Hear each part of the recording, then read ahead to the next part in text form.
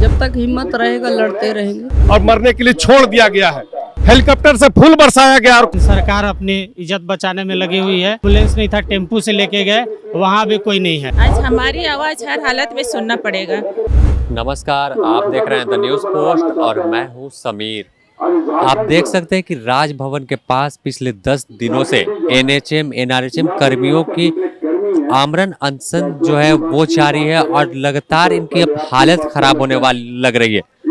यह वही स्वास्थ्य कर्मी है जिन्हें कोरोना काल में कोरोना वॉरियर्स कहा जा रहा था, लेकिन सिर्फ थाली और ताली पिटवाकर इन्हें सम्मान दिया गया। जो इनकी मांग लंबे समय से चली आ रही है, यह पूरा अब तक नहीं हुआ। आखिरकार तमाम स्वास्थ्य कर्मी राजभवन पर पहुंचकर धरना देने को मजबूर है।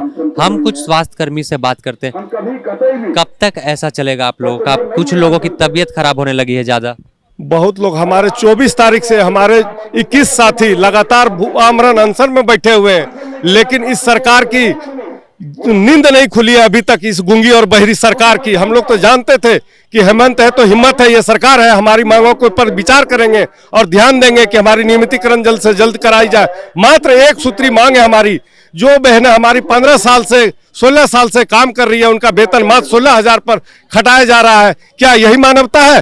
जिस कोरोना काल में हम लोगों के ऊपर हेलीकॉप्टर से फूल बरसाया गया और कोरोना योद्धा का सम्मान दिया गया, आज हालत यह है कि हम लोग सड़क पर मरने के लिए विवश है और मरने के लिए छोड़ दिया गया है।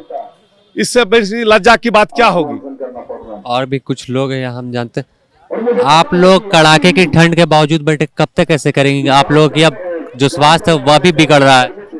लड़ते रहेंगे, जब तक हिम्मत रहेगा लड़ते रहेंगे। देख सकते हैं कि तमाम जो अनशन पर बैठे हुए हैं उनके अन्य साथी जो है महिला स्वास्थ्य कर्मी, वह उन्हें किसी तरह से उपचार कर रही है। और बात करें अन्य 3 स्वास्थ्य कर्मी का, जैसा बताया जा रहा है कि फिलहाल रिम्स में एडमिट हैं और ऑक्सीजन सपोर्ट पर है।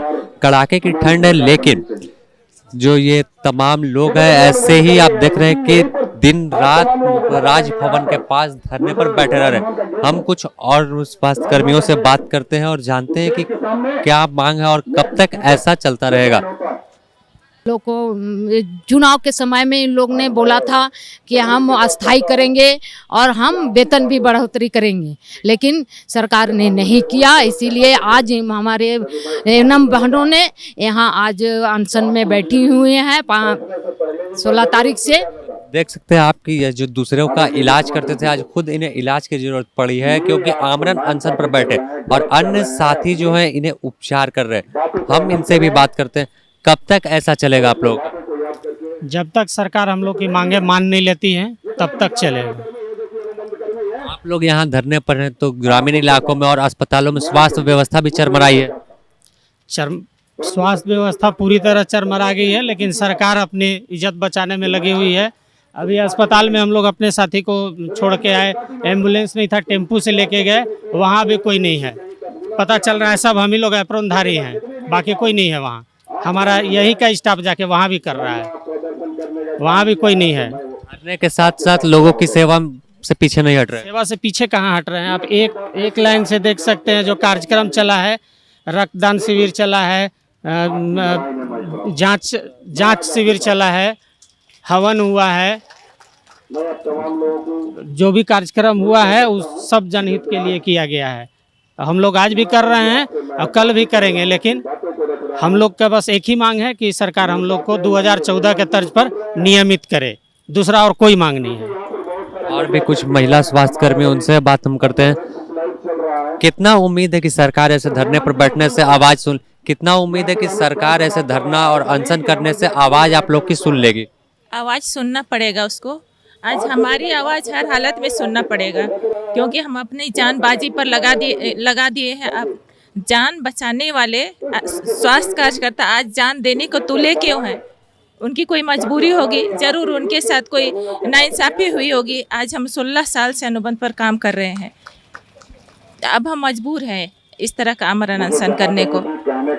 सरकार से यही हम निवेदन करते हैं कि वो सरकार आपके द्वार कार्यक्रम चला रही है और सभी जिलों में जा रही है कि मैं आपके द्वार में आया हूँ, लेकिन ये योजना बिल्कुल ही गलत है। हम सरकार के द्वार पर आए हैं, लेकिन सरकार हमारी सूद अब तक नहीं ली है। कोई सत्ता दल का मिलने तक नहीं आया? नहीं, मिलने भी नहीं आया है।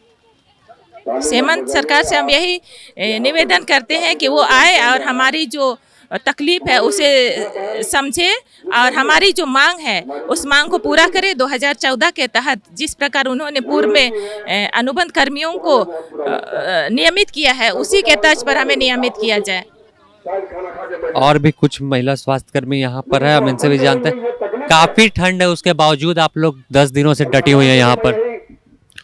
सर हम लोग 16 साल से कर रहे हैं, डटे हुए हैं। अब हम लोग का वो स्थिति आ गया है कि हम लोग के बच्चे हायर क्लास में जा रहे हैं, तो उसके लिए अब हम लोग को लड़ना पड़ रहा है। अपना जब तक हुआ हम लोग किए, और ठंड तो क्या, ठंड बरसात गर्मी जो भी होगा हम लोग झेलेंगे, लेकिन अपनी मांगे को पूरा करेंगे। जब तक हमारी मांगे पूरा नहीं होती है हम लोग डटे रहेंगे। कोरोना काल में आप लोगों पर हेलीकॉप्टर से फूल बरसाया गया, थाली बजवाई गई, ताली बजवाई गई और कोरोना वॉरियर योद्धा का सम्मान मिला। सर वो उस समय के लिए था, लेकिन अब हमको चाहिए कि हमको परमानेंट कर दिया जाए। उस समय हमारी हौसला बढ़ाने के लिए किए वो सही था, तब उस समय हम लोग अपना जान की बाजी लगा दिए। 24/7 हम लोग ड्यूटी किए, पॉजिटिव होते हुए मेडिसिन लेते गए, फिर भी हम लोग ड्यूटी किए, क्योंकि उस समय हमारी ज़रूरत थी सरकार को। उनका ज़रूरत को हम लोग पूरा किया, अब हमारी ज़रूरत को सरकार पूरा करे, बस हम लोग का यही उम्मीद है। कितना उम्मीद है कि हेमंत सरकार आप लोगों की बात को सुन लेगी?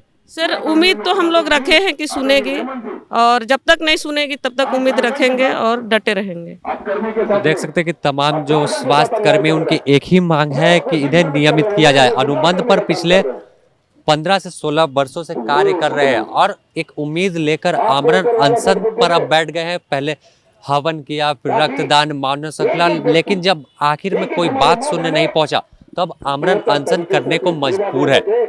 देखना होगा कि फिलहाल इन तमाम लोगों की बात कब तक सरकार सुनती है और कब इनका अनशन खत्म होता है, क्योंकि कहीं ना कहीं स्वास्थ्य विभाग में इनकी बड़ी भूमिका होती है और ग्रामीण इलाके हो या शहरी, तमाम जगह पर इसी कारणों से स्वास्थ्य व्यवस्था भी काफी चरमरा गई है। द न्यूज़ पोस्ट में फिलहाल इतना ही। अपने सहयोगी संतोष कुमार के साथ Sameer, the news post, Ranchi.